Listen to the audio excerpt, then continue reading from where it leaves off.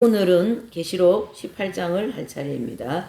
요한계시록 18장. 네, 참 많이 왔습니다. 지금 이제 계시록 18장은 이제 어디에 이제 왔냐면 후 3년 반에 후 3년 반에 이제 있을 내용들인데요. 여기 18장 큰 제목을 보면 큰 바벨론, 그러니까 큰 성 바벨론의 멸망입니다. 큰 성 바벨론. 이 바벨론이라는 이 단어의 뜻은 파괴, 또 이제 흩어버리는 그런 단어의 뜻을 가지고 있어요. 그래서 이 바벨론을 따라가고 바벨론에 거하고 있는 모든 사람들의 생각은 어떻게 해요? 아주 공격적이고 아주 파괴적이고, 그렇죠? 마귀의 속성을 다 가지고 있는 그러한 이제 대명사입니다. 무엇이요? 바벨론이라는 단어가. 그래서 거기에 내용이 바벨론에 대한 내용이 18장 1절에서 24절에 나온다, 이런 뜻이고요. 그 성은 큰 성이라 이렇게 얘기하고 있습니다. 작은 성요? 큰 성 바벨론의 멸망. 바벨론은 바벨론인데 성은 큰 성인데 어떻게 된다요? 멸망할 거다. 그래서 하나님께서 우리를 부르시고 또 어떤 일을 준비하시고 어떤 일을 진행하실 때는 하나님 쪽 입장에서는 그 계획이 다 되어 있어요. 완벽한 계획 속에 이것은 망한다, 이것은 승리한다, 이 계획이 다 들어있어요.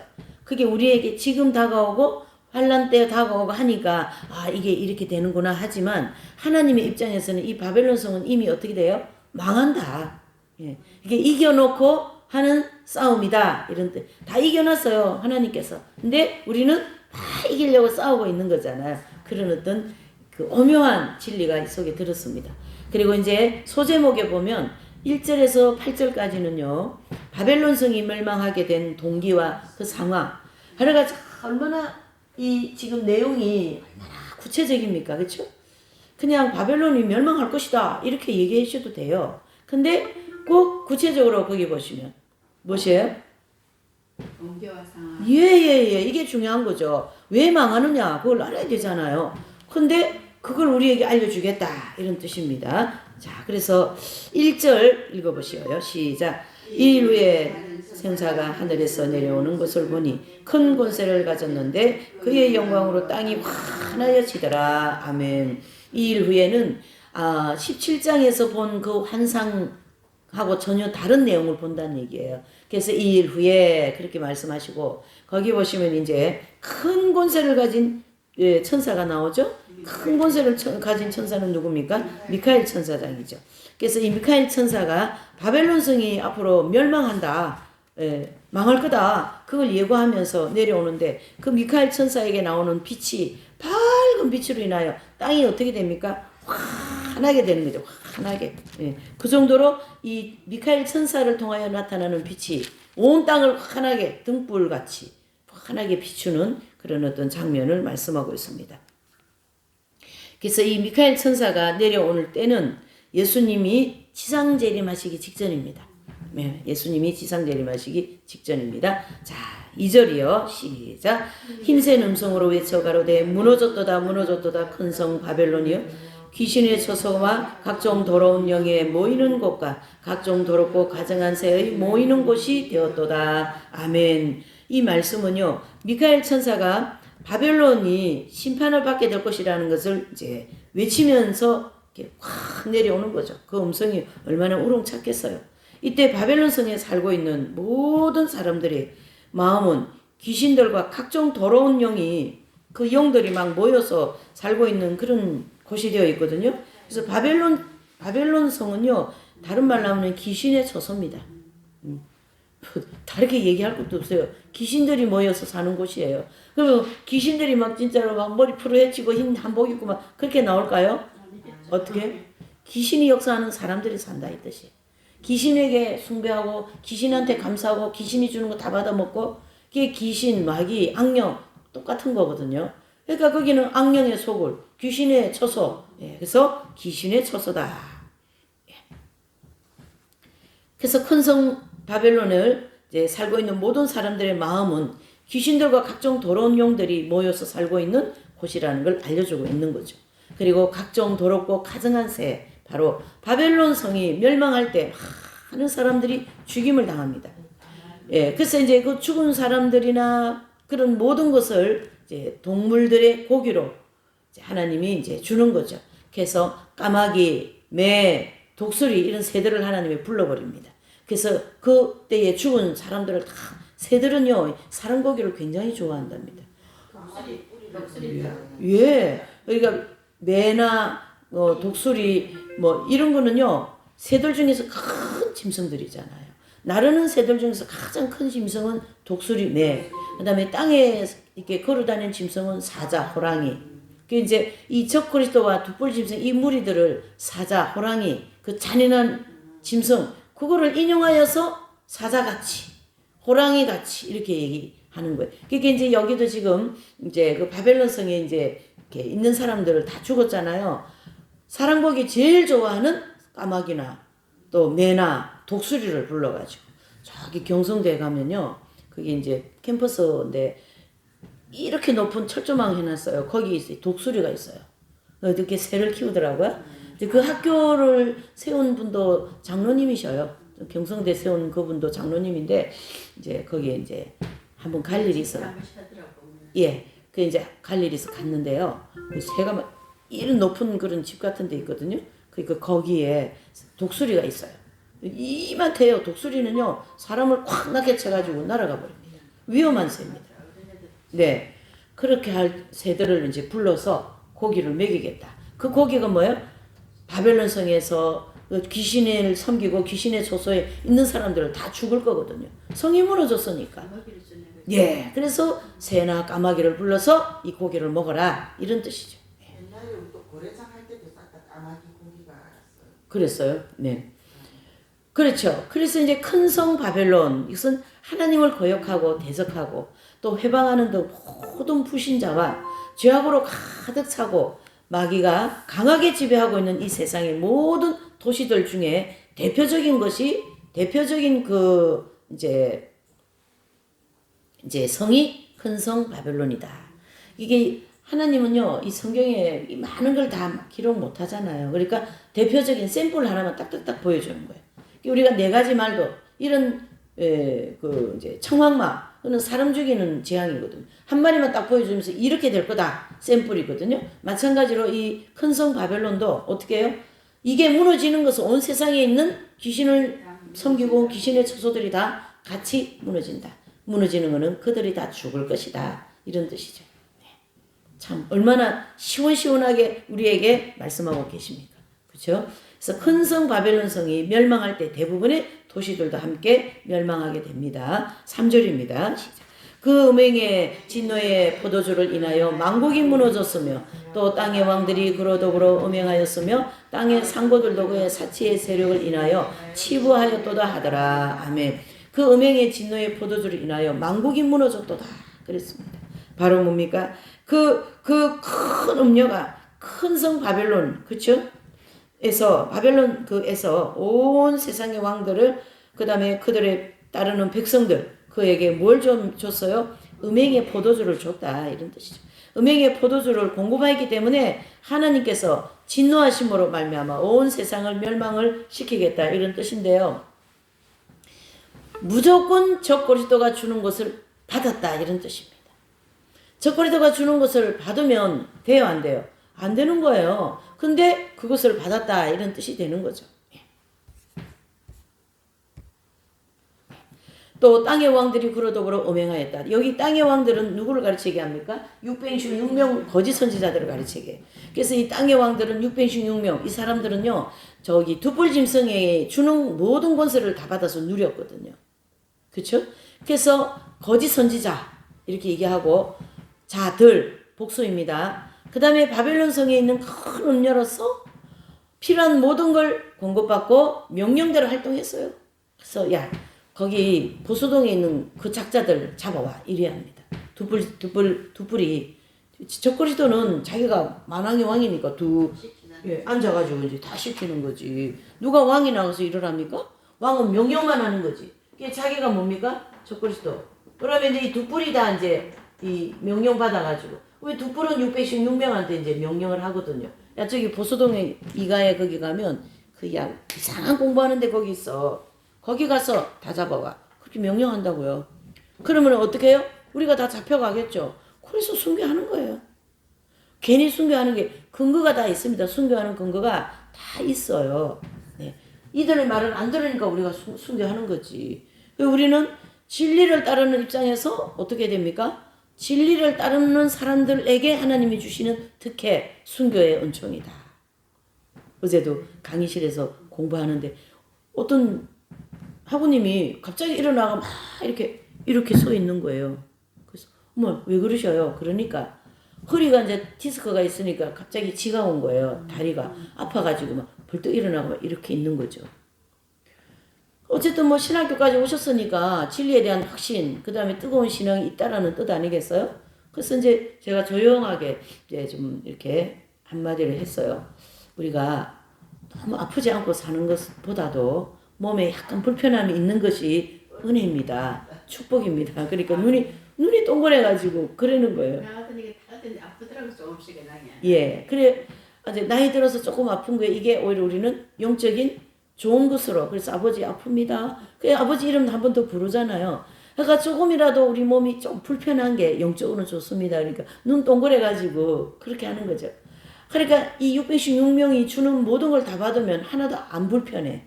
집도 주지, 직장도 주지, 돈도 주지, 뭐 명품도 다 주지, 차도 주지, 다 주는 거예요.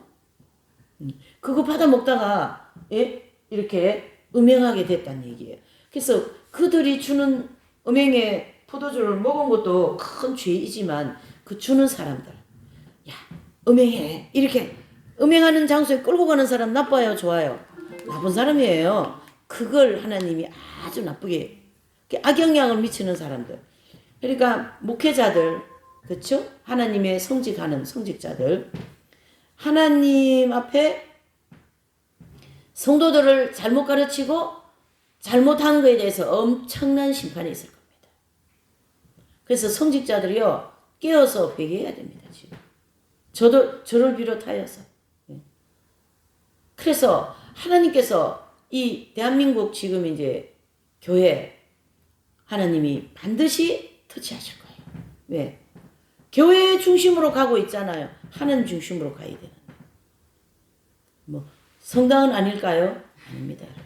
예, 같이 똑같이 예수님의 이름을 부르는 자들로서 그렇게 하나님 뜻대로 하지 않고 때에 대해서 때를 따라 양식을 나눠주지 않고 그렇죠. 출애굽할 때 처음 신앙생활할 때 그 양식을 계속 먹이니 성도들이 영적으로 자랄 수가 없는 거예요.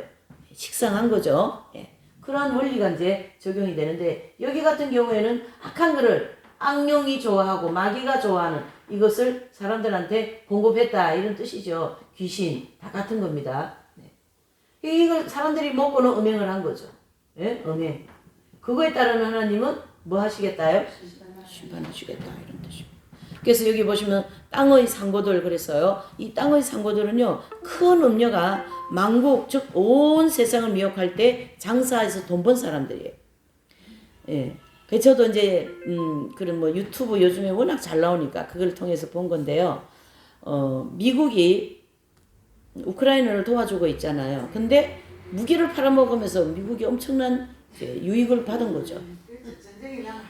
예, 그래가지고 이제 무기를 또 이제 팔아는 거죠. 그러니까 이렇게 이제 하는데 그거 사실은 잘하는 건 아니거든요. 공짜 쓰는 게 아니네. 예, 그래서 이제 어느 쪽에 공짜를 쓰는 줄 알았더니 뭐 어느 정도 이제 공급하는 것도 있겠지만은 이제 거기서 이제 수입을 많이 받는 거죠. 이렇게 해서 이 세상은 돌아가고 있어요. 그러나 하나님은 그렇지가 않습니다. 어떻습니까? 하나님은 언제든지 전쟁 같은 거 피 흘리는 걸 싫어하셔요. 그러나 이 인간들이 너무나도 악하게 이 악령들이 좋아하는 일을 하기 때문에 거기다가 심판을 하는 거죠. 하나님은 죄를 용납하실 수가 없기 때문에 이해되시죠? 그런 원리가 세부적으로 우리에게 적용이 되고 있다 이렇게 볼 수가 있습니다. 사치의 세력은 뭘까요? 이 사치의 세력은 후3년반 환란 때 상업하는 사람들이 큰 음료가 온 세상을 미혹하기 위하여 사용하는 식량, 주택, 직업, 생활 필수품 뭐 하여튼 트리어 세제 하나까지 다 예? 네, 생필품 등이에요. 요즘에는 보니까요 그 유튜브 뭐 이런 그 유튜브가 아니고 뭐 이런 물건 사는 그런 앱 같은 거 있잖아요.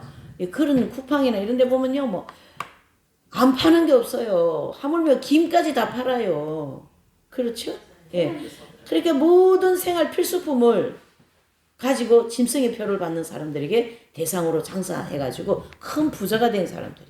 그게 이제 사치의 세력으로 하나님이 보여주시고.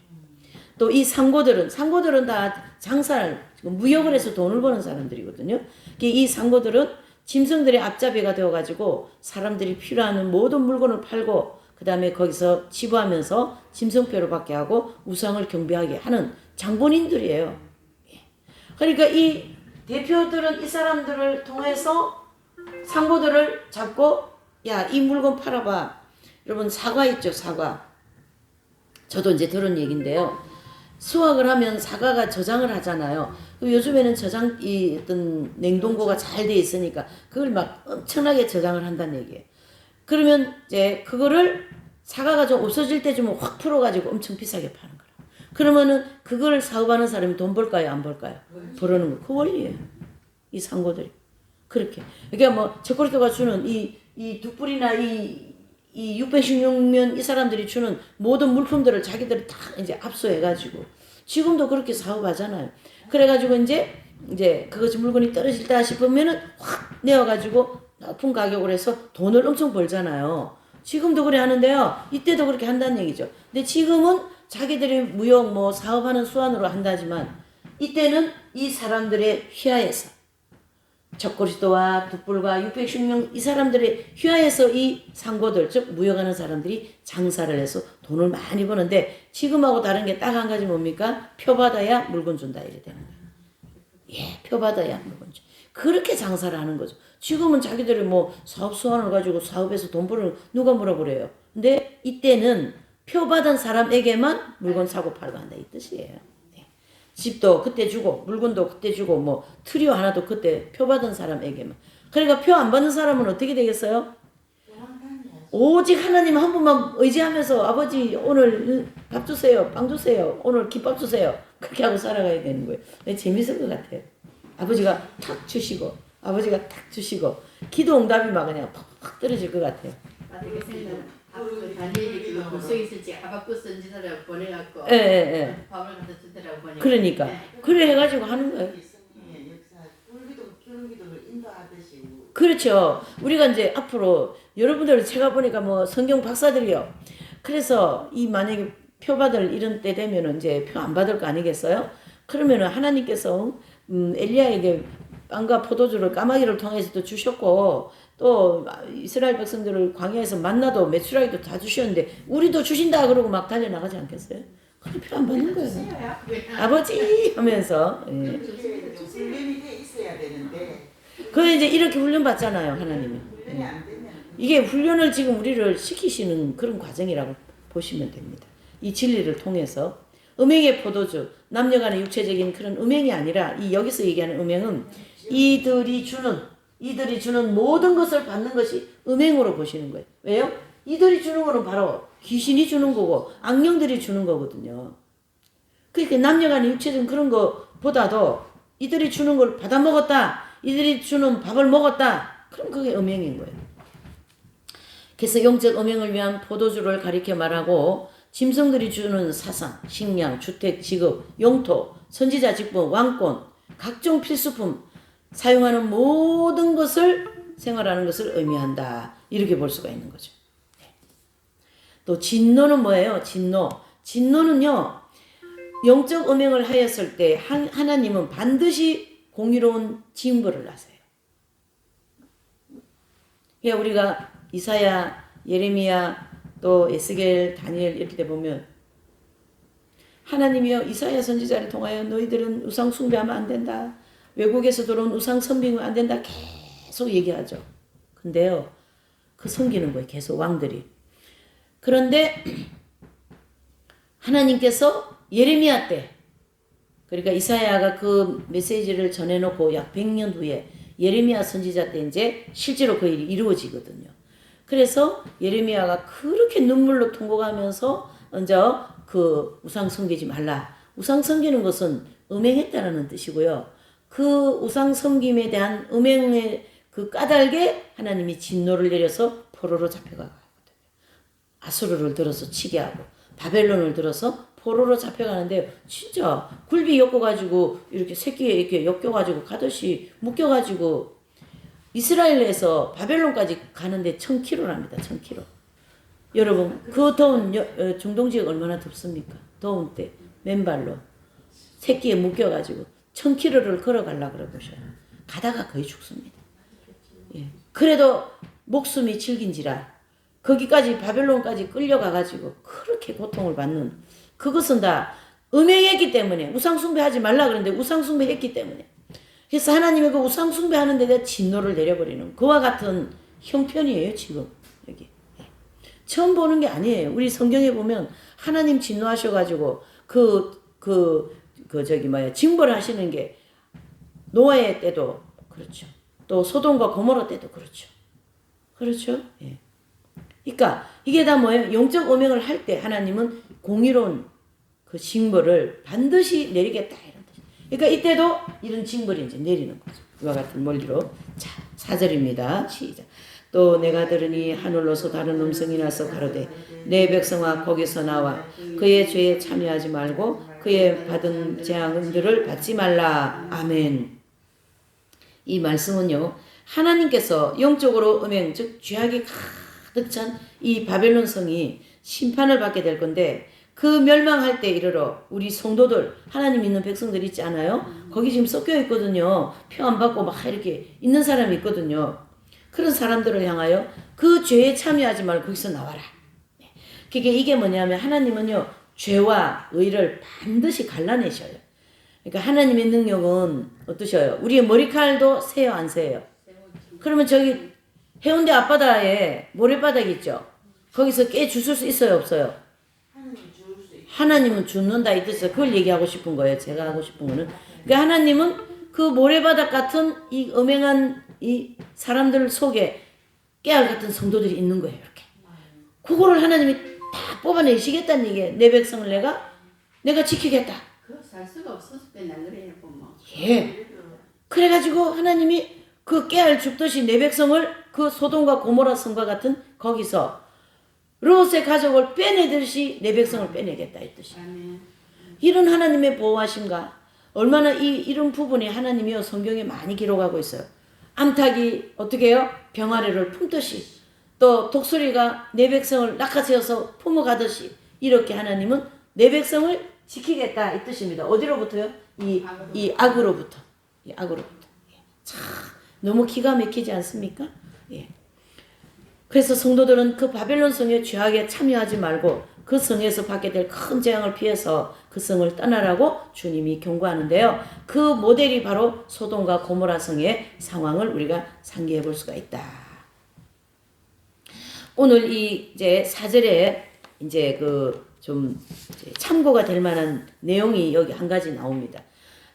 이 4절을 해석하는데 참고되는 계시가 있었어요. 이 계시는 바로 1984년 경에 러시아 톰보 도시에 상공에 말이죠. 이 종말론적인 하나님의 계시가 9가지의 말씀이 이렇게 딱 떠버렸어요. 저는 이게 실감이 납니다. 제가 있잖아요. 이 공부를 하고 하나님이 그때는 이상하게 꿈을 많이 주시더라고요. 근데요, 그때 제가 이제 꿈을 꾼 게 뭐냐면 지금도 그 꿈은 안 잃어버려요. 제가 막 깎아 지르는 산 있죠. 나무도 별로 없고 막 바위만 많이 있는 그 산이 막 눈이 와가지고 막 덮여 있는 그런 산을 막 걸어갔다가 기어갔다 막 이렇게 해가 막 기어 올라가는데요. 그 깎아 지르는 그 산에 막 이제 막 이렇게 해가지고 이제 올라갔어요. 이렇게 올라갔는데 이렇게 막 올라가는데 꼭대기에 제가 이제 다 정상까지 다 올라갔습니다. 정상까지 올라가는데 거기 막 햇볕이 쫙 들으면서 날씨가 지금같이 환하고 하늘에는 구름 한 점 없는 그런 밝은 환한데 휴 하면서 제가 이제 정상에 올라와서 한숨을 돌리고 있는 이렇게 다 먼 하늘을 보는데 거기에 자막이 딱 떠 있는 거예요. 아멘 주 예수여 오시옵소서. 그 자막이 글씨가 딱 뜨는 거예요. 예. 그러니까 하나님께서 저를 이 마지막 때에 이런 말씀 증거하는 사역자로 불렀다 이런 뜻이거든요. 그 꿈은 제가 잊어버리질 않죠. 와 같이 여기도 지금 어떻습니까? 이 톰보 도시에 9가지 하나님의 메시지가 쫙 뜬 거예요. 그러니까 여기 보니까 1번에 손으로 악을 이겨라. 2번 내 백성의 겨울이다. 내 백성 하나님 표받지 않고 막 이렇게 도망다니면서 사는 이 백성들이 봄이에요, 겨울이에요? 겨울이다. 그 얘기를 한 거예요. 그리고 지금은 뭐한 때이다? 회개할 때이다. 또 네 번째 단 하나의 선한 심령, 의로운 심령입니다. 심령도 악한 심령, 악한 사람들 가운데 머무르지 않게 될 것이며 단 하나의 악한 심령도 선한 심령들 가운데 머무르지 않게 될 것이다. 그래서 그 이 악한 심령들 속에 깨알같이 이게 숨어있는 하나님의 백성들을 빼내겠다 했듯이 이 악으로부터. 그걸 지금 이 말씀한 거고, 5번째로는요. 나의 구원함의 길을 기울여라. 놀라지 말고 당황하지 말고 내가 너희를 구원하기 위해서 이 모든 과정을 허락한 거니 걱정하지 말고 나만 바라봐라. 나에 대한 믿음만 바라봐라. 그 얘기를 지금 하고 있는 거예요, 여러분. 예. 그러니까 이 4절에서 얘기하는 이 내용은 이렇게 하나님이 우리 백성들을 지킨다 이런 뜻입니다. 6번째, 회개의 열매를 맺게 하여라. 회개의 열매는 잘 들으셔야 됩니다. 이 회개는 회개했습니까?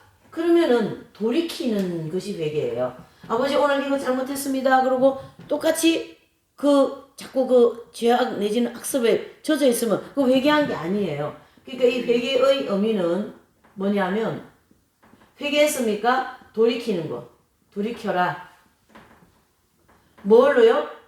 그 죄로부터. 예, 그렇죠? 거기서부터 돌이키라. 이게 바로 회개인데요. 회개의 합당한 열매를 맺으라는 돌이키는 것이 열매 맺는 겁니다. 남을 미워하는 마음이 남을 헛되는 말을 많이 하고 또 뭡니까? 우리가 뭐 남의 물건을 훔치고 그런 건 안 하잖아요. 우리 속에 나타나는 이 죄. 그렇죠? 그런 것으로부터 오늘 저녁, 오늘 아침, 저녁 뭐 누구든지 길 가다가 회개했습니까? 이불로부터 돌아서라 이런 뜻이에요. 그것이 진정한 회개다. 그게 바로 회개의 합당한 열매를 맺는 것이다. 이렇게 볼 수가 있는 거죠. 예, 누구를 포함할 것 없어요. 모두가 다 포함됩니다. 저를 비롯한 이 모든 하나님 이름을 부르고 예수님을 믿는 모든 자들에게 해당되는 거죠. 예수님 믿으면서 죄 안 되는 사람이 어디 있어요? 다 죄 짓고 삽니다. 아이고 그랬대. 예. 하얀 거짓말, 핑크빛 거짓말 다 죄거든요. 거기서부터 돌이켜라 이런 뜻입니다. 자, 또 하나님을 두려워하는 자를 내가 구원하리라. 에스겔서나 이런 데 보면요. 이스라엘 백성들이 얼마나 우상 숭배를 많이 하는가 하면 하나님이 그 에스겔에게 이제 그 환상을 보여주시거든요. 이게 에스겔은 계시와 환상으로 되어 있는 책이잖아요. 그냥 뭐 이렇게 메시지가 아니라 직접 하늘나라 거를 보고 그걸 전하는 그런 이제 책이거든요. 에스겔은. 그런데 하나님이 에스겔 8장에 보면 하나님이 보여주시는데 뭘 보여주는? 성전이 이렇게 있잖아요. 이게 성소와 지성소로 되어 있죠. 여기에. 이게 성소와 지성소로 되어 있는 여기에서 이스라엘 백성들이 음행하는 모습을 보여주는 거예요. 에스겔에게. 그러니까 막 여기서 막 이렇게 막 모여가지고 막 우상을 숭배하는 그걸 보여주는 거예요. 그러니까 다른 나라에서 들은 바알을 놓고 비나이다 이러고 앉아있는 걸 에스겔에게 보여주시는 봐라. 내 백성이 이렇게 우상을 섬기고 있다. 이걸 보여주는 거예요. 그러니까 막 이 에스겔이 막 소스라치게 놀라는 거예요. 성전에서 하나님이 이 이스라엘 백성들이 음행하는 걸 그렇게 보여주죠. 그런데요, 그 성전을 하나님이 이제 떠납니다. 응? 하나님이 성전에서 하나님 떠나는 이 성전은 하나의 물건에 불과하지 아무것도 아니거든요. 이게 계시록에는 촛대를 옮기겠다. 그 촛대를 옮기겠다라는 거는 그 교회에 그 곳에 은혜를 내리지 않겠다는 얘기예요. 그래서 은혜를 내리지 않아도 사람에게는 힘이 있어요. 사람 힘. 이걸 가지고 교회 돌릴 수 있어요. 프로그램으로 돌릴 수 있어요. 그러니까 매일 이 이스라엘 백성들은 성전에 와서 예배 드린다고 생각하고 있거든요. 아니거든요. 자기 속에는 우상이 가득 차 있거든요. 그거를 이렇게 보여주셨는데 하나님은 그 과정에서 성전에서 떠나시는 이 과정에서도 누구 한 사람이 자기 잘못을 인정하고 내가 회개해야 되겠다 그렇게 생각하고 있는 사람이 있는가 없는가 계속 돌아보신다는 거예요. 그 성전을 떠나면서 돌아보는 왜? 한 사람이라도 내가 잘못해서 이런 사람이 있으면 그 사람에게 은혜를 베푸셔서 이제 누굽니까? 그 사람을 돌이키게 하려고 그런 하나님의 국률하심과 자비하심이 있다라는 거예요. 그러니까 이게 7번째는 하나님을 두려워하는 자를 내가 구하리라. 바로 어떻습니까? 가룟 유다가 끝까지 만찬석에서 예수님을 팔 생각을 가지고 있잖아요. 그러니까 예수님 팔로 갈 끝까지 어떻게 해요? 가룟 유다를 돌이키기를 원하시는 거예요. 그래 조금이라도 돌이키고자 하는 마음이 있으면 그걸 통하여 은혜를 베푸시려고 하나님은 왜? 우리 인간의 의지를 이렇게 존중하시기 때문에 의지가 조금이라도 돌아오지 않으면 역사를 못 하십니다. 하나님 속성 자체가. 그게 바로 공의거든요. 예, 우리 생각이면 저 같아도 아버지 목덜미를 탁 잡아가지고 탁 회개하게 하시죠. 그런데 하나님 속성 자체가 그게 허락이 안 됩니다. 그래서 공의라는 거예요. 공의가 그렇게 이루어지는 거예요. 그래서 하나님을 두려워하는 자를 내가 구하리라. 8번째 뭡니까? 우리에게 담대하라. 때가 가까우니라. 걱정하지 마라. 내가 내 백성을 내가 지키겠다. 내가 너희를 지키겠다. 주의 이름을 부르는 모든 자들에게 지키겠다. 이런 뜻이고요. 9번째는 내가 너희들이 내 이름 때문에 이렇게 표도 안 받고 노숙자같이 이 추운데 이 더운데 이 고통받고 있는 그러한 모든 것을 내가 상으로 갚아줄게. 걱정하지 마. 이렇게 보면 됩니다. 이 모든 내용들을 우리가 천국은 여기 이렇게 천국이 이렇게 있잖아요. 그렇죠? 여기 천국이라고 우리가 생각합시다. 근데 이제 천국에 들어갈 사람들은 반드시 여기에 불을 통과해야만이 들어가게 되어 있어요. 이 불을 통과해야만이 들어가게 되어 있어요. 왜 그럽니까? 여기는 죄가 있고 여기는 거룩이기 때문에 불을 가지고 죄를 다 태우겠다 이런 뜻이에요.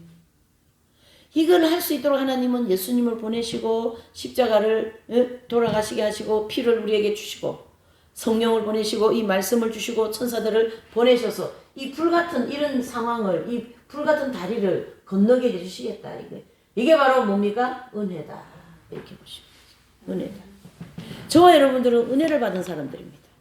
당시 롯과 같이 은혜를 받은 사람들로서 하나님의 보호하심과 그 역사하심 우리에게 반드시 임하리라 생각하고 있습니다. 그래서 이 9번째는 내가 상을 가지고 너희에게 속히 가리라. 바로 어떻게 해요? 계시록 마지막에 아멘 주 예수여 오시옵소서. 너희에게 내 상을 가지고 가리라 이 뜻 아닙니까? 이 요한계시록 책은 이렇게 축복의 책이에요. 사람들은 막 계시록 하면 막 소름 끼쳐가면 이렇게 도망가죠. 근데요 계시록 안에 얼마나 많은 축복이 들어있는지 모릅니다. 그래서 요한계시록 책은 축복의 책입니다. 이렇게 해야 됩니다. 자, 4번째로 말씀은 바벨론 성이 멸망하기 직전에 성도들은 바벨론 성 안에 한 사람도 남아있지 않습니다. 그걸 하나님이 그렇게 하실 계획을 가지고 계신 거예요. 그러니까 그 계획과 일치하는 하나님의 계심을 알 수 있다. 무슨 뜻입니까? 여기에 나와 있는 이 9가지 메시지가 바벨론 성에 있는 백성들을 향하여서 내 백성을 그 악에게 한 사람도 나는 빼앗길 수 없다. 누구 백성이요?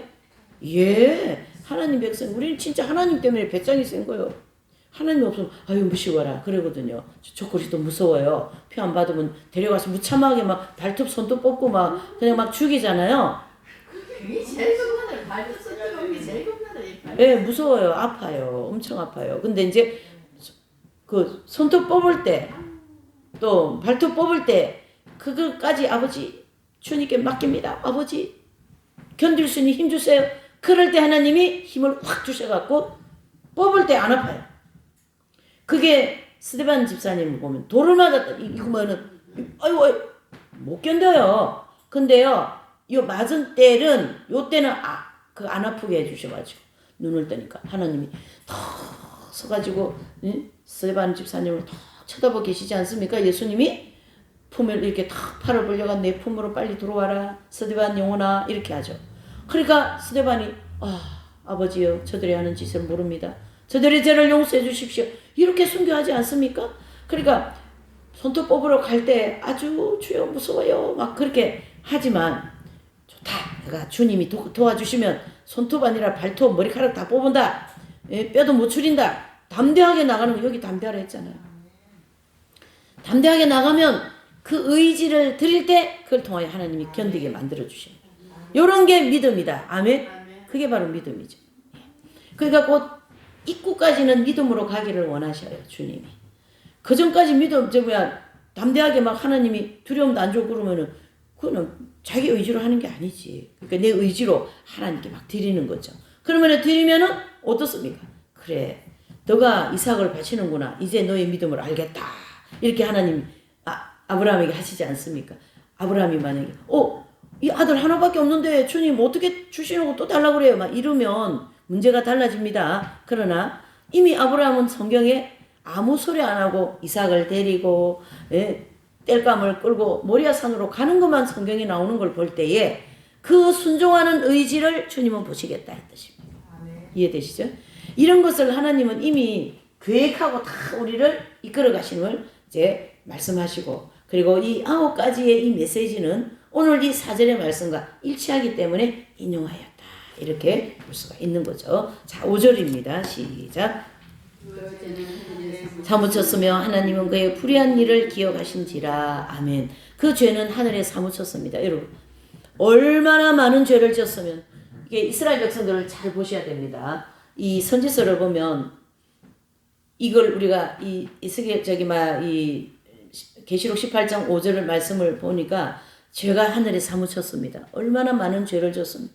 하나님이 그 영광, 그 성전을 떠날 수밖에 없는 그 우상을 섬긴 거예요. 구약의 거기 에스겔 선지자 때, 예레미야 때, 에스겔 때 그렇게 했단 얘기예요. 그러니까 바벨론을 확 키워가지고, 바벨론이 조그마한 나라였어요.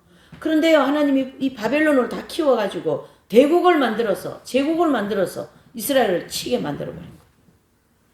이해되시죠? 왜 그렇게 하실까요? 이스라엘 백성들이 하나님 마음에 사무칠 정도로 뭐입니까? 우상을 숭배한 거예요. 얼마나 하나님 마음이 아팠겠습니까?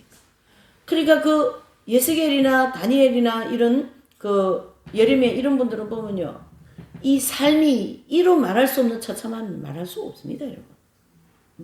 그러니까 뭐 너희들 망한다, 죽는다 그런 예언한다고 예스겔을 갖다가 저기 어디입니까? 예레미야를 갖다가 저기 그 흙 웅덩이에 갖다가 그냥 빠뜨려 버렸어요. 그러니까 그 진흙이 목까지 차버렸어요. 이렇게 목 찼어. 목 차면 어떻게 될까요? 죽어요. 이 진흙이 여기 딱 차버리면. 근데 하나님이 사람을 이렇게 마음 움직여가 그 샘 거기다가 흥거물로가 이렇게 건져내거든요. 뭐 잘못했어요? 그렇게 이스라엘 백성들이 하나님 앞에 죄가 사무친 것처럼 이 마지막 때도 후사명반 때도 그 적그리스도와 둑불과 616명들이 온 세상 사람들에게 죄를 짓게 하는 게 하늘에 사무쳐 버렸습니다. 그렇죠?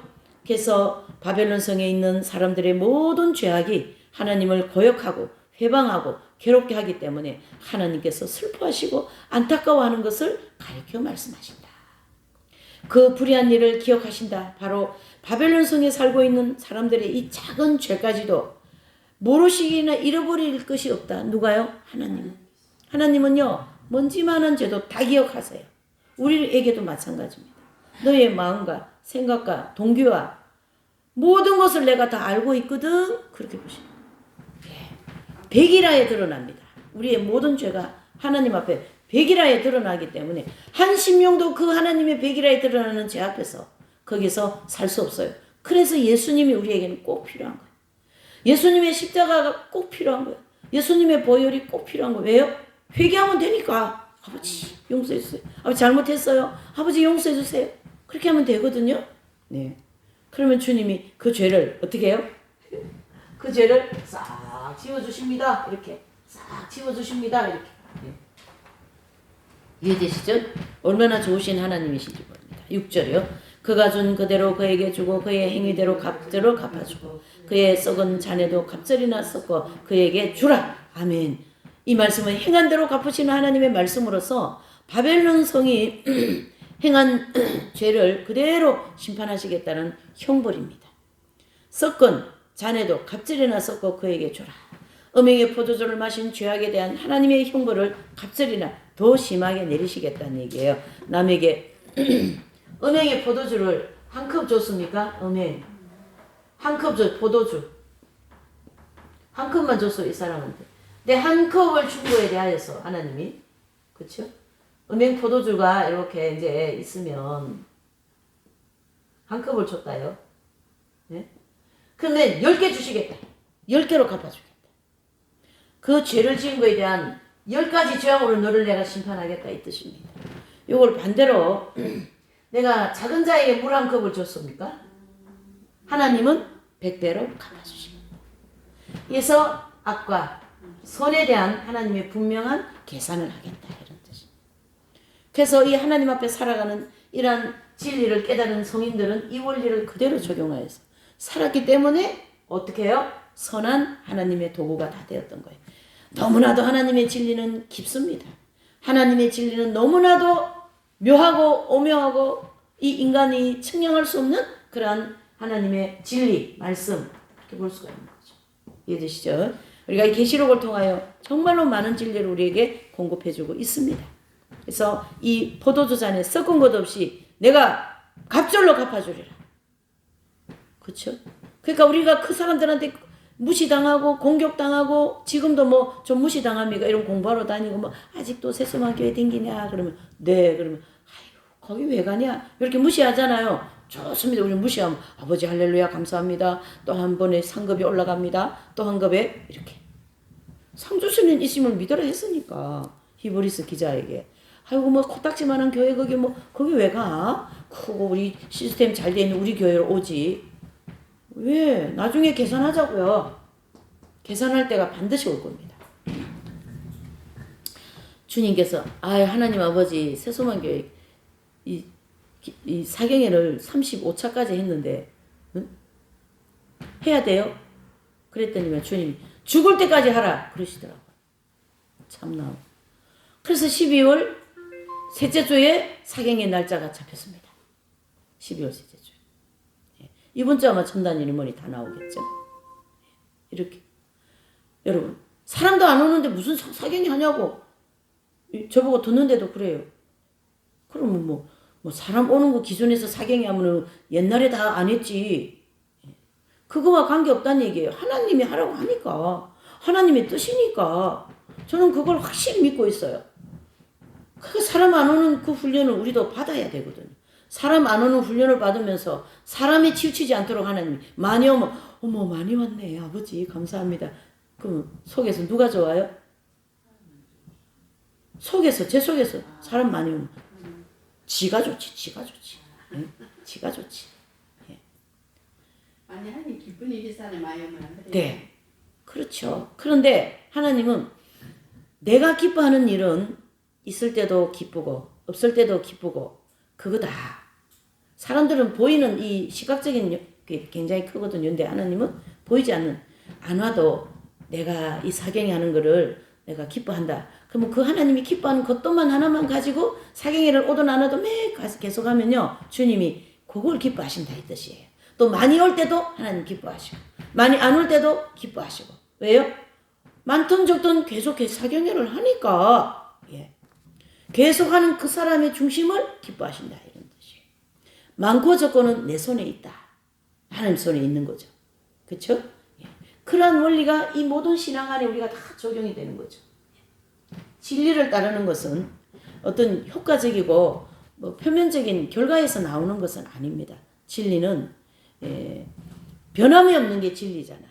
그렇죠? 언제나 변함없이 언제나 진리를 따라가고 언제나 그 진리 때문에 손해보고 진리 때문에 살아가는 그것이 진리를 따르는 사람이지 안 그렇습니까? 네, 그런 원리를 깊은 진리를 우리가 좀 더 간파해야 되겠죠. 7절입니다. 그가 어떻게 자기를 영화롭게 하였으며 사치하였든지 그만큼 고난과 애통으로 갚아주라. 그가 마음에 말하기를 나는 여호와로 앉은 자요 가부가 아니라 결탄코 애통을 당하지 아니하리라 하니 아멘. 그랬어요. 거기 보니까 큰 음료가 말이죠. 자기를 영화롭게 하였다고 하고 막 사치하고 있는 거죠. 이것은 계시록 17장 4절에 보면 거짓 선지자가 온 세상의 모든 사람들로 하여금 적그리스도를 경배하도록 미혹하게 하고 화려하게 단정하고 큰 매력을 과시하는 건데요. 그 큰 매력이라는 거는 사람들이 볼 때는 잘 보셔요. 사람들이 이 적그리스도와 독불 짐승을 볼 때는 정말로 훌륭한 것처럼 보이게 되어 있어요. 왜 그래요?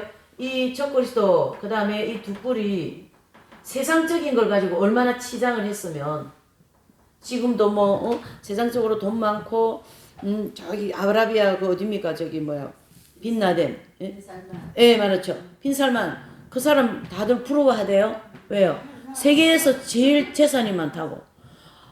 막 이렇게 앵커 하는 분들 뭐 아나운서 야 부럽죠 부러워요 막 이렇게 하면서 막 얘기하는 거예요. 그런데 사람들은 그런 걸 가지고 치장한 것을 부러워합니다. 그런 걸로 치장했다 이 뜻이에요 이 사람들이. 그러니까 따라가죠. 예. 그래서 어떻게 해요? 치장했다 이런 얘기를 하는 거죠. 온갖 영화를 가지고 치장했다. 그래서 그 치장한 걸 가지고 여러분 저 사람이 그리스도입니다. 가짜. 요 가짜를 믿으라는 거예요. 계속. 그래서 여기도 보면 모든 사람들로 하여금 적그리스도를 경배하도록 미혹하기 위하여 화려하게 단장하고 큰 매력을 가시했다. 세계에서 제일 부자다. 세계에서 돈이 제일 많다. 세계적인 명품은 내가 다 가지고 있다. 지금 이제 거기 중동 거기에 그 무슨 아주 뭐 도시 이름을 얘기하던데요. 아주 희한한 도시를 만들어요. 그 꿈을 가지고 있어요. 그 빈살만 그 사람이. 그래서 이제 그렇게 해가지고 무슨 뭐 유토피아 무슨 뭐 궁전같이 이제 해서 왜 돈이 많으니까 그렇게 해서 이제 잘 살겠다 그러면은 세상 사람들이 다 우러러 보지 않겠어요? 예, 그 원리라는 거예요 지금 이 사람들이. 그거에 따르는 심판을 받는 거죠. 이해되시죠?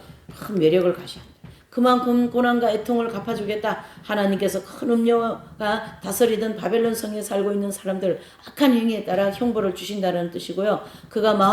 그의 마음은 자기는 나는 여왕이지 나는 과부가 아니야. 이걸 인용해서 말씀한 거. 여왕이다 나는. 누가요? 두뿔짐승이. 나는 여왕이야. 나 과부 아니거든? 그러는 거예요.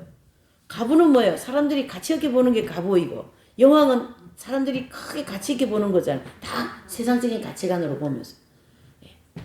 이 두뿔짐승의 마음이 이렇게 생겼다 이 뜻입니다. 자, 이것을 하나님은 온 세상을 미혹할 때는 큰 음료가 적그리스도와 서로 사이좋게 지낼 때는 마치 남편과 아내 관계. 어떻게 해요? 이 적그리스도와 두뿔은 관계가 남편과 아내와 같은 그런 관계였어요.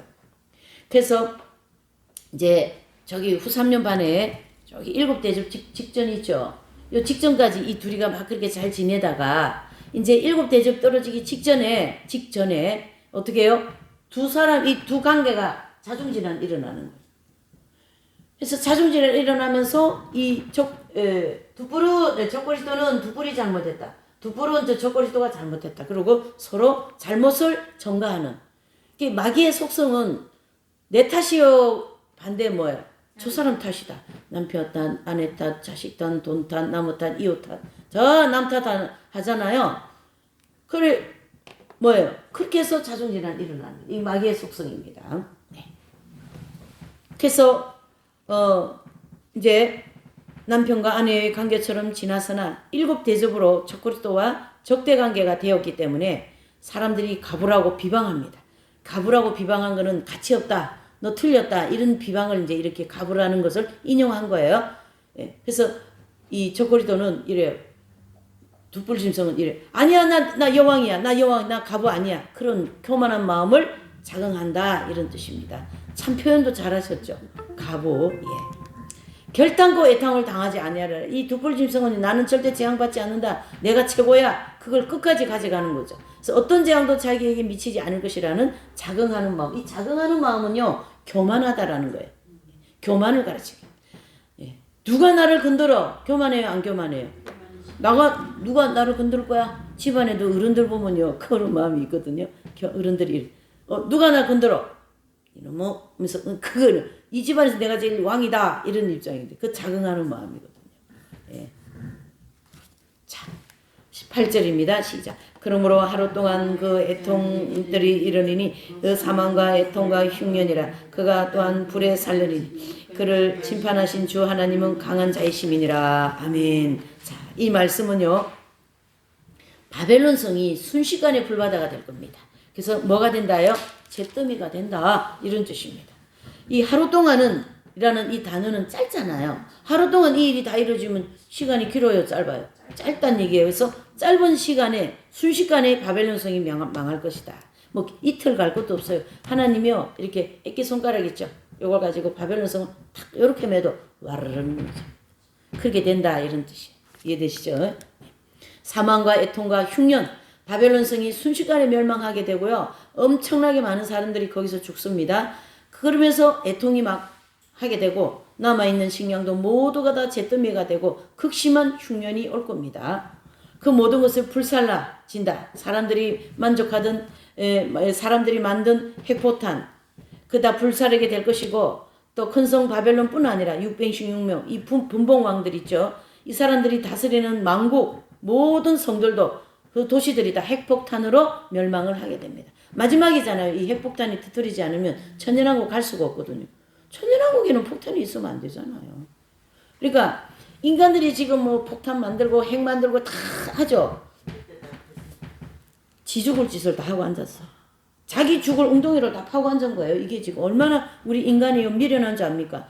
자기가 웅덩이 파놓고 자기가 들어가서 저기서 죽는 거예요. 거기 들어가서. 예, 지금은 그러니까 인간의 마음이 어리석지. 이거 만들어서 다른 사람 쏴서 죽이려야지. 이런 마음으로 만들죠. 그게 오히려 자기가 그 총알에 맞아서 다 죽는 거예요. 이게 인간 세상이요. 인간이 이만큼 어리석다라. 이해되시죠? 미련하고 어리석고 말이에요. 그러면서 불살라진다. 바로 핵폭탄으로 모든 성들이 다 이 세상 전체가 다 불타서 없어질 거다. 자, 이렇게 해서 1절에서 8절까지는 바벨론 성이 멸망한 안에 그 이제 내부들을 좀 살펴봤으면 이제 9절에서 10절까지는요. 바벨론 성이 멸망할 때 왕들 바벨론 성이 이제 두뿔짐승이 이제 있는 이 성도 큰 성 바벨론이라 그랬잖아요. 그렇죠? 큰 성 바벨론. 예? 바벨론인데 요 바벨론이 대표적인 샘플이라면 작은 바벨론도 많다는 얘기지. 그렇죠? 그럼 요 작은 바벨론을 이제 쉽게 말하면 그 작은 바벨론 성을 지키고 있는 왕들이 있지 않겠어요? 그게 바로 616이거든요. 요 왕들을 하나님이 어떻게 이제 또 이제 하고 있는지를 이제 보여주는 거예요. 10절, 9절. 자, 9절, 10절이요. 시작. 그와 함께 음행하고 사치하던 땅의 왕들이 그 불붙는 연기를 보고 위하여 울고 가슴을 치며 그 고난을 무서워하여 멀리 서서 가로되 화이또다 화이또다 큰성 경관성 바벨론이여 일시간에 낸 심판이 이르렀다 하리로다. 아멘. 그랬습니다. 그와 함께 음행했다. 사치하였다. 땅의 왕들이 누굴까요? 바로 666명들이에요. 해서 적그리스도를 경배하도록 미혹했던 이 분봉왕들 즉 616명 이 거짓 선지자들을 가르쳐 말하고 불붙는 연기를 보고 위하여 울고 가슴을 친다. 이것은 아마겟돈 전쟁터에 나와 있던 분봉왕들이 바벨론 성에 어떻게 해요? 불로 멸망하는 것을 보고 애통하고 슬퍼하는 모습인데요. 이거는 선한 마음의 슬픔이 아닙니다. 내 거 빼앗기기 때문에 내 악으로 말이죠. 내 거 왜 가져가? 그러고 애통하는 거예요. 내 거 왜 가져가? 이런 입장이죠. 예. 그래서 불붙는 연기를 보고 위하여 울고 가슴을 친다. 이런 뜻입니다. 자, 11절에서 16절은요. 바벨론 성이 멸망할 때 그 안에서 장사하고 막 무역한 상고들 있죠. 그 사람들에 대한 심판이에요. 11절, 16절까지는요. 시작. 땅의 상고들이 그를 위하여 울고 애통하는 것이 다시 그 상품을 사는 자가 없습니다. 그 상품은 금과 은과 보석과 진조와 세마포, 자조옷감과 비단과 붉은 옷감이요. 각종 황목과 각종 상아 기명이요. 값진 나무와 진조와 철과 옥석으로 만든 각종 기명이요. 계피와 향로와 향과 향윤과 유향과 포도주와 감람류와 고운 밀가루와 밀과 소와 양과 말과 수레와 종들과 사람들의 영혼들이라. 자, 이 11절의 말씀은요. 상업을 통해 치부하였던 사람들이 바벨론 성이 멸망했기 때문에 장사를 할 수 있어요? 못해요? 무역을 못하는 거죠. 그것 때문에 절망하고 슬퍼하는 거죠. 내가 이제 사업 망했다. 나는 어떻게 하고 막 애통하는 거예요. 하나님 앞에 죄 지어가지고 회개하는 애통이 아닙니다. 이 애통은. 그리고 12절, 13절에 나오는 이 상품들이 다 뭡니까? 거짓 선지자들이 이 상품을 앞잡이로 내세워가지고 짐승표를 벗게 사람들에게 미혹한 그 거래되어질 상품들이에요. 그래서 하나님이요. 거기 보시면 감람류와 계피와 감람류와 포도주는 해하지 말라라는 말씀이 나옵니다. 앞장에 가면. 그거를 하나님이 남겨놨다가 나중에 표밖에 하는데 그걸 사용하겠다는 얘기예요. 그래서 계피와 감람류, 이 포도주 이거는 이 당시에 최고의 음식들이거든. 최고의 물품, 최고의 음식, 최고의 내용들인데 진주, 보석, 이 모든 거 있잖아요.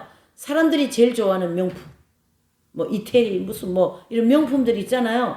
그런 거를 하나님이 그때도 남겨놓습니다. 그래서 언제 사용해요? 이때 육뱅이 중용들이 활동하면서 포 받을 때, 야, 너 이 포 받으면 이 명품 준다, 명품 백 준다, 명품 옷 준다. 이렇게 꼬드기는 거죠. 다 넘어가는 거죠. 그 명품하면 눈 동그래가지고 사람들이 말이죠. 그러면 안 되는데. 예. 그래서 목회자든 뭐든 다 명품 다 좋아해요. 교회 장로 다 좋아해요. 예? 목회자만 좋은 골프 가지고 골프 치러 다니고, 이긴 자라고 하는 이런 목사님들은요, 골프 골 채자도 모릅니다. 이해되시죠? 예. 꼴배시 분이 같은 분은 어때요? 복음 전하기 위해서 그 억울한 감옥에서도 또 그를 위하여서 목숨을 바꿔주는 그렇게 사르는 거예요. 예. 거기 어디 향품이 있고 어디에 감람류가 어디에 있습니까? 없는 거예요. 예. 잘 우리가 이 영적인 것과 육적인 것을 잘 분별해야 됩니다. 그래서 12절 13절에 나오는 이 모든 상품들은 표 받을 때, 짐승표 받을 때 사용되어질 그러한 하나의 이제 미혹의 물품들이죠. 미혹의 물품들. 예. 그걸 많이 없애버리면 덜 거 할 거잖아요. 안 없애버려요. 하나님이. 요걸 남겨놓습니다. 이게 해하지 말라 그랬거든요. 왜요? 요때 사용하셔야 되니까. 예. 하나님이 얼마나 지혜로우신데요. 여기 마지막 사람들의 영혼들도 상품이 되었다. 이것이 바로 적그리스도와 거짓 선지자들이 성도들을 미혹할 때 짐승의 표를 받기만 하면 먼저 죽은 자들이 내지는 가족이나 친척들이 당신이 기도하고 당신이 이 물품 사고 이 표 받으면 당신의 가족이 구원받소 이렇게 되는 거예요. 바로 면죄부 사건이 나오죠. 정확합니다. 해서 친구들의 영혼을 구해주겠다고 미혹하고 재료로 사용하게 될 것을 말하는 거죠. 그래서 영혼도 다 어떻게 상품이 되어 있다 이런 뜻입니다. 바로 면죄부 사건을 우리가 조금 인용하여서 이해해보면 더 좋을 것 같습니다. 14절이요. 바벨론 안에 영혼의 탐하던 과실이 내게서 떠났으며 맛있는 것들과 빛난 것들이 다 없어졌으니 사람들이 결코 이것들을 다시 보지 못하리라. 아멘. 모든 상품들은 사람의 정욕을 만족시켜주던 그것들이 바벨론 성과 함께 잿더미가 되어버렸기 때문에 탐하던 과실이 떠났다라는 거예요. 그래서 바벨론 성에서 이게 이제 이 바벨론 성 여기에 그게 대표적으로 있었잖아요. 근데 여기에 이제 그 심판을 받으니까 이 물건들이 떠났어요, 안 떠났어요? 떠나졌다 이런 뜻이. 그걸 얘기하는 게 참 세부적이죠. 그 이런 것까지 안 가르쳐 주셔도 다 하나님이 뺏어 가시고 파하실 건데 그렇게 하는데 이게 다 기록을 해서 이렇게 대표적으로 이 기름진 음식, 기름진 상품들을 내가 이렇게 사용하고 나중에는 멸망할 거다. 알겠니? 이렇게 가르쳐 주는 거예요, 주님이. 그래서 이 모든 상품들은 무엇을 만족해 줍니까? 정욕을 만족해 주고 바벨론 성과 함께 잿더미가 될 것이기 때문에 탐하던 가실이 다 떠났다라고 표현한 거예요. 맛있는 것들과 빛난 것들, 사람들이 정욕적으로 좋아하던 것들과 화려하고 사치스러운 모든 것들이 바벨론 성을 어떻게 해요? 함께 멸망하고 없어진다. 15절 16절요. 바벨론을 인하여 취부한 이 상품들의 상고들이 그 고난을 무서워하여 멀리 서서 울고 애통하여 가라데 화이토다 큰 성이여 바벨 마포와 자주와 붉은 옷을 입고 금과 보석과 진주로 꾸민 것인데, 이 15절의 말씀은요, 상고들이 바벨론 성이 잿더미가 되는 것을 보고 자신들이 하는 이 사업이 절망 상태에 빠졌기 때문에 그런 걸 생각하고 두려워하고 애통하는 것입니다. 16절의 말씀은요, 큰 성이 어떻게 해요? 통치본부가 있는 큰 바벨론을 온 세상 사람들이 적그리스도와 그의 우상을 경배하도록 미혹했기 때문에요, 매혹적인 모습으로 꾸며나왔는데 멸망하는 것으로 보고 상고들이 탄식하고 슬퍼하고 그런 상태를 얘기합니다. 만약에 지금 전 세계를 지배하는 나라는 어디입니까? 미국이잖아요. 미국이 무너지면요, 어머 뭐야 왜 저래 이렇게 하죠. 무너진다는 건 아닙니다. 예를 들어서 얘기한 거예요. 와 같이 그때도 바벨론 성은 아주 전 세계적인 곳이고 모든 걸 통치하는 곳이라고 생각하고 있다가 거길 와르륵 무너지니까 어떻게 이렇게 되는 거예요. 야, 저 바벨론 성 무너졌으니 어떡합니까? 그러니까 이 바벨론 성은 잘 들으셔야 돼요. 계시록적인 표현에서 하나님 입장에서 바벨론 성인데 사람들은 거기를 바벨론으로 안 보고 아주 화려하고 멋진 도시로 본다는 얘기예요. 로마 하면 최고잖아요. 예. 로마 그 무너졌다 그러면 왜 무너졌지 이렇게 되는 것처럼 되는 거예요. 예. 이게 로마를 우리가 영적으로 보셔야 되는 거예요. 영적으로. 이해되시죠? 그래서 거기 이제 누굽니까 그 루터라든가 이런 분들이 이제 다 수도의 수도자였잖아요. 근데 로마의 바벨론이 아니지. 로마는 바벨론을 상징합니다. 그래서 로마에 가서 좀 공부하고 하려고 갔는데 로마가 너무 타락한 거예요. 그래서 성인들 중에 제가 이름이 기억이 안 나는데 그 성인도 로마에 공부하러 가가지고 너무 타락해가지고 거기를 다시 자기 고향으로 와서 정말로 예수님 잘 믿어서 성인 되는 그런 분들이 들어 있어요. 이해되시죠? 그러니까 프란시스 성자도 그 거지 같은 옷을 입고 깡통을 차고 말이죠. 이제 로마에 가서 교황님한테 우리가 이 복음적인 삶, 청빈한 삶을 우리가 작은 형제회를 만들어 놓고 살려고 합니다. 교황님 하나 허락해 주십사 하고 12명 거지들을 데리고 갔어요. 그 화려한 로마 교황청에 가가지고 톡 교황님이 톡 앉아가지고 뭘 어떻게 왔느냐 그러니까 네 우리는 작은 형제를 만들어서 복음적인 삶을 살려고 이렇게 청빈한 삶을 실제로 살아보려고 하는 모인 작은 형제입니다. 그러니까 막 더럽지 막 목 안 하고 막 때가 쪼록쪼록 흐르고 깡통 차고 들어와가지고 그러니까 주변의 사람들이 나가라고 막 이래서 쫓아냈어요 처음에는. 근데 그날 밤에 어떻게 됐어요? 교황님 꿈에 막 아까 그 왔던 청년 거지 옷 입은 청년이 막 이 성당을 무너지는 성당을 딱 바치고 있는 걸 보여주신 거예요. 요 교황님이 놀래가지고 이게 심상치 않은 청년이다. 어제 그 청년을 빨리 불러와라 그랬습니다. 그러니까 무엇을 해주기를 원하느냐? 네, 복음적으로 청빈한 삶을 예수 그리스도를 따르기를 원합니다. 그러니까 알았다. 그리고 막 이제 허락해 주시잖아요.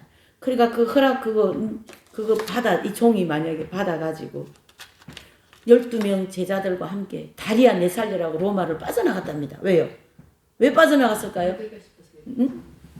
물들까 싶었어. 맞아요. 물들까 싶어. 야, 똥이요. 이 오물이 드득드득 묻어있는 로마를 빨리 빠져나가자. 그 세상적인 화려한 그런 거를 다 배설물로 여긴 거예요. 이 사람들 눈에는. 사도 바울이 그렇지 않습니까?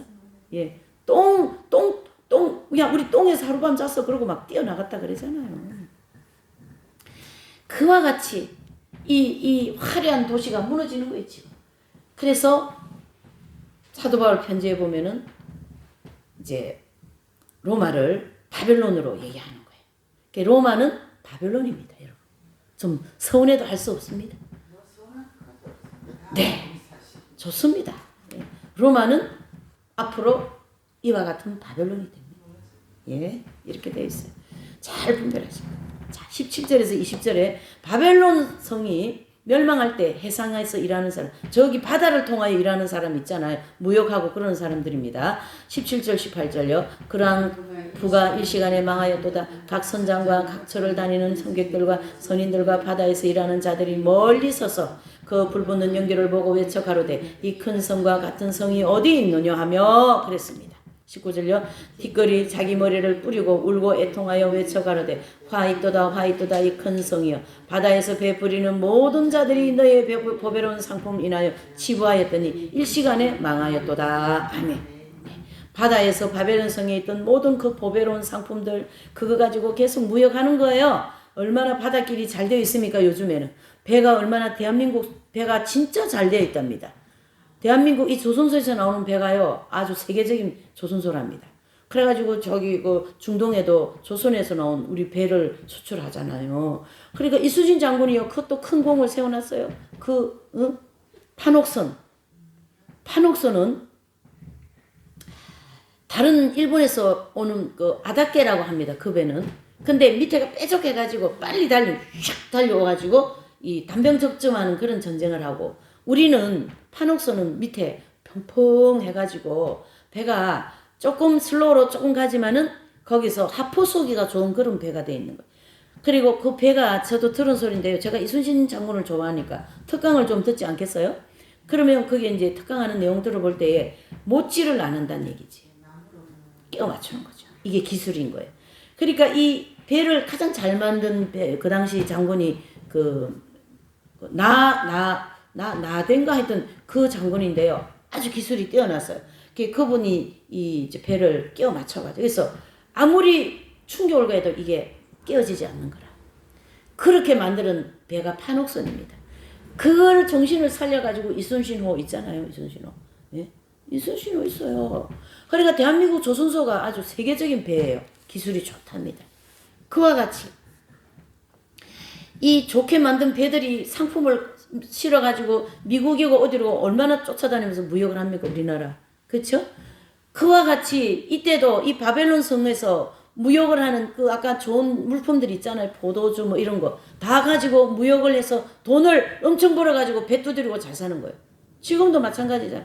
지금도 온갖 부정하고 땅을 가지고 투게 가지고 예? 그렇게 해가지고 재산이 뭐 몇백억 있고 그래도 배 두드리고 잘 살잖아요. 그렇죠? 원리가 다 똑같이 지금도 적용되고 있는 거예요. 이때는 대표적으로 이렇게 되고 지금도 이 원리가 전 세상에 만연되어 있습니다. 그걸 하나님이 이때에 심판하시겠다 이런 뜻이죠. 자, 20절입니다. 하늘과 성도들과 사도들과 선지자들아 그를 인하여 즐거워하라. 하나님이 너희를 신원하시는 심판을 그에게 하셨음이라 하더라. 아멘. 20절이 참 크라이막스 아닙니까 여러분?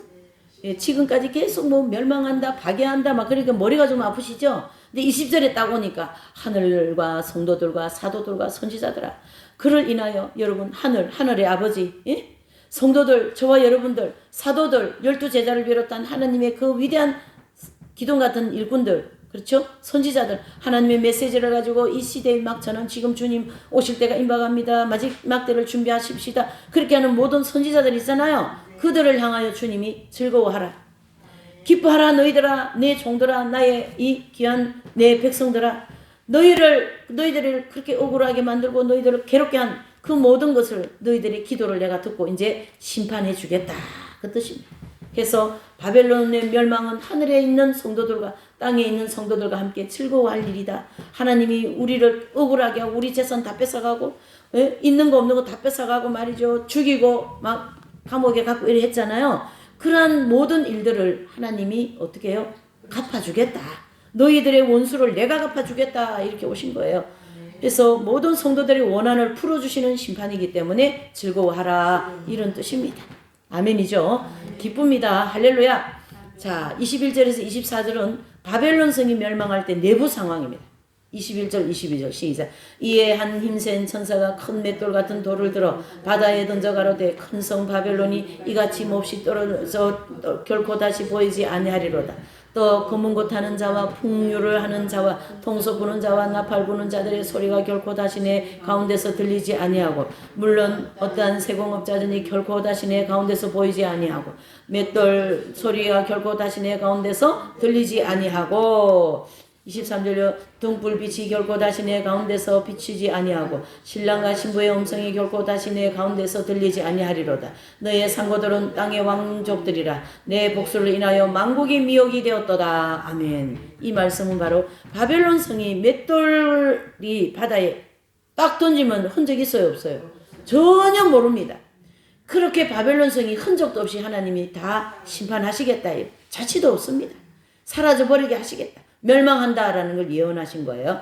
그래서 악기를 연주하는 사람들, 공업에 종사하는 사람들, 밀가루로 음식을 만드는 모든 사람들은 어떻게 된다요? 멸망한다. 등불이나 전기도 사용하지 못한다. 결혼하는 일도 없다. 바벨론 성과 함께 다 어떻게 해요? 없어질 것을 말합니다. 너의 상고들은 땅의 왕족들, 즉 상업을 하는 왕족들로 인하여 거짓으로 술법을 행하면서 모든 사람들에게 적그리스도에게 경배하게 한 그러한 미혹한 자들이잖아요. 이들 또한 어떻게 해요? 흔적도 없게 만들겠다. 그래서 첫 번째 그 단어에서 맷돌을 들어서 천사가 바다에 확 던져버리잖아요. 이 맷돌은 바벨론 성 이와 같이 하나님이 망하게 하겠다. 이 뜻입니다. 이 뜻이죠. 24절이요. 시작. 선지자들과 성도들과 이 땅에 위에 죽임을 당한 모든 자의 피가 이 성중에서 보았느니라. 아멘. 그랬습니다. 예. 선지자들, 성도들의 피 흘림, 바로 순교자들의 죽음이 수많은 도시에서 이루어지겠지만은 이 수많은 도시라는 거는 이 616명들이 표 안 받잖아요, 우리가. 그렇죠? 그러니까 이 지역마다 다 표 안 받은 사람들을 죽이고 막 잡아가가지고 할 거란 말이에요. 그러니까 이 지역마다 다 하나님의 심판이 이루어서 흔적도 없게 하시겠다. 그 피에 대한 값을 쳐주겠다 이런 뜻입니다. 갚아주겠다 이런 뜻이죠. 예. 이렇게 해서 18장은 이제 이 바벨론 성을 중심으로 성과 그 안에서 일어나는 일과 또 뭐예요? 그 사람들 또 거기에서 무역하고 또 해상에서 무역한 이런 모든 사람들을 어떻게 해요? 하나님이 이렇게 구체적으로 내가 심판해 줄게. 걱정하지 말고 나만 보고 따라와라. 그거를 18장에 말씀을 해주고 계십니다. 아멘이십니까? 그래서 두려울 것도 없고요. 뭐 어떨 것도 없어요. 우리 예수님의 이름이 있기 때문에. 예수님이 계시기 때문에. 아멘이시죠? 예. 오늘 이렇게 해서 18장 아주 정말로 세부적으로 공부했습니다. 할렐루야.